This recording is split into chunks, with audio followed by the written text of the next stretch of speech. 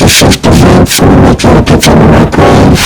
Enjoy the show! Even though I got the pizza on, folks.